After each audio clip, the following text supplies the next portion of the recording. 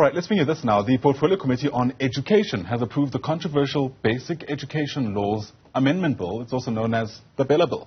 Yeah, some of the proposed amendments include making grade R the new compulsory school starting age. Three parties, that's the DA, the ACDP and the Freedom Front Plus, voted against it, while the ANC and the EFF voted in favour.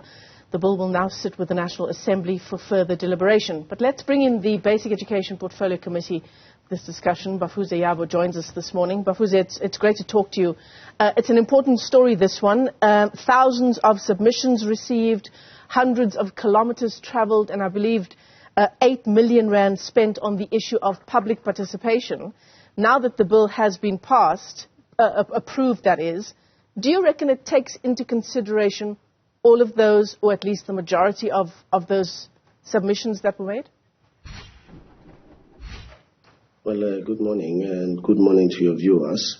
I think the process was as thoroughgoing as possible. The committee followed the law in respect of processing a new bill. And by that we mean opening up for oral submissions, written submissions, the public participation drive, which took a toll on all of us who are members of the committee, but a necessary part of our constitutional democracy.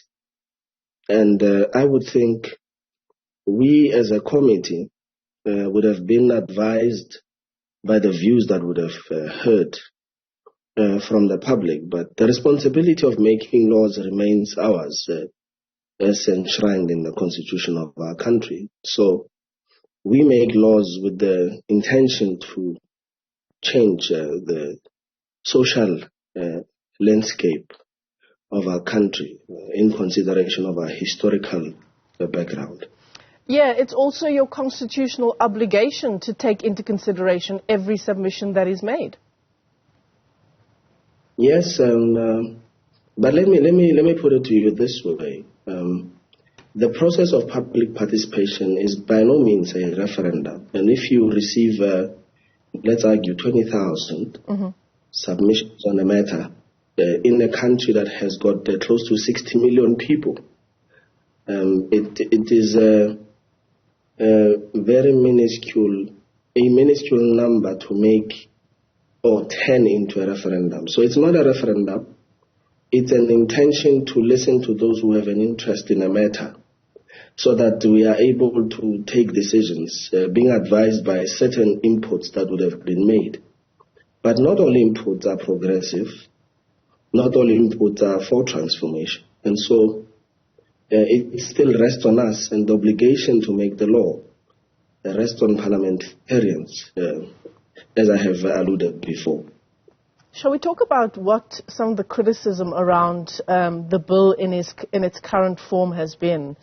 And chief among them, education activism groups are saying that they're incredibly concerned about the criminalization of parents and caregivers insofar as documentation and school submission is concerned.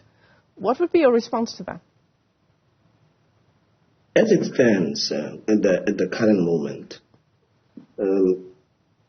learners who are part of, and this criticism comes from those who homeschool their children. The government does not have an accurate number of how many children are being homeschooled. And the reason for that is because the current law that governs schooling in our country, although it has the provision for parents to register, it is not obligatory to register those learners who are homeschooling. What the bill tries to do is to create an accountability framework where a parent who chooses to homeschool their child still has to let government know that I'm homeschooling my child or children, and these are their details, and the curriculum I'm teaching them is X, Y, and Z. What the bill intends to do is to ensure that that curriculum is not less inferior than the curriculum that the country subscribes to. And so that is the outcry. The outcry is that people don't want to account so that we know exactly how many learners we have in the system, whether they are at home, whether they are in class. Yeah, and I think a related issue as well is the issue of blended and online learning, which has really become more of a feature in education, particularly as a result of COVID-19, Bafuze. Does the bill go far enough to give some clarity on issues around online and blended learning? Well, the bill does not go into that territory explicitly, but it provides for regulations to be made by the minister in relation to that. And so sections 4 and 5 would speak to the extent to which the minister is able to make certain regulations. And also, I think the outcry has been that this bill seeks to centralize power, but the intention is that the minister is able to respond timeously to situations where, in the case of a repeat of a COVID-19 situation, then you can make regulations that speak to blended and online learning. And so it may not have spoken to it explicitly, but it makes a provision for it through regulation that the minister can promulgate. Yeah, in terms of that issue that you've just raised, that the criticism is that the bill seeks to centralize power, the other criticism is that it takes away the power from SGBs, particularly insofar as determining language and admission policies. It's misleading.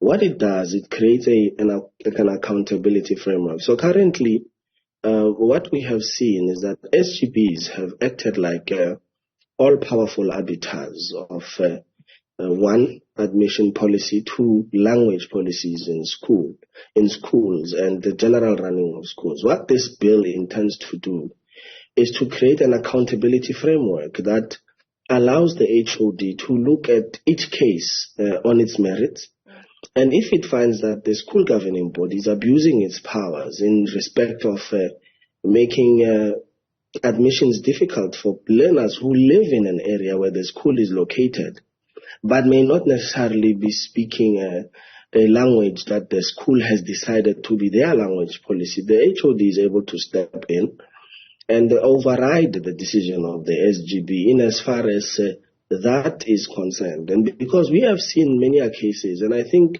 you have covered as the media a lot of these schools where it's an Afrikaans medium school predominantly, but the demographics of the area where the school is located has significantly changed over a decade or two.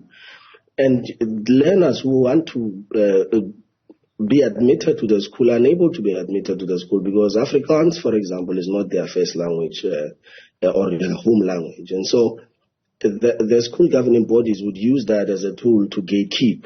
And so they built to correct that the HOD can step in case by case and make a determination that the language policy of the school or the admission policy of the school is not in line with the Act. And we are hoping that the President signs the bill into an Act.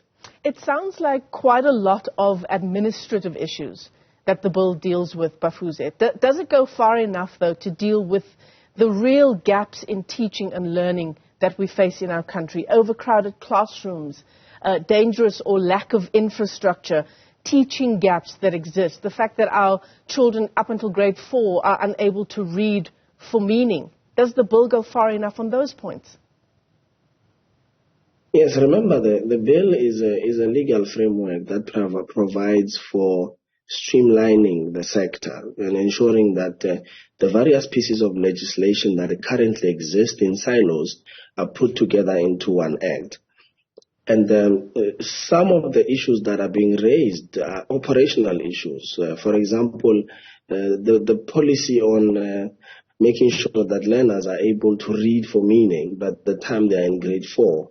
It's an operational matter that relates to the capacity of our teaching and learning. And this is why we have a program that the Basic Education Department is running called the Quality Learning and Teaching, the QLTC. And And that's the intended program to ensure that those questions are answered. And so when people ask operational questions in a law-making process, it becomes akin to flogging a dead horse, because you are bringing into a different frame something that does not fit there. There are programs that the department runs to address those challenges, and they are being run currently. It's not something that is futuristic. The bill has not yet been accented into being a law. It's a process that is leading to it being a law. But the framework of the bill is sound. It's going to provide for great improvement in the space of teaching and learning. Yeah, as you say, it's still an ongoing process, and just given the kind of criticism we've seen on the bill in its current form, it is far from over. Bafuze, Yabo, let me thank you for your time this morning. The Basic Education Portfolio Committee.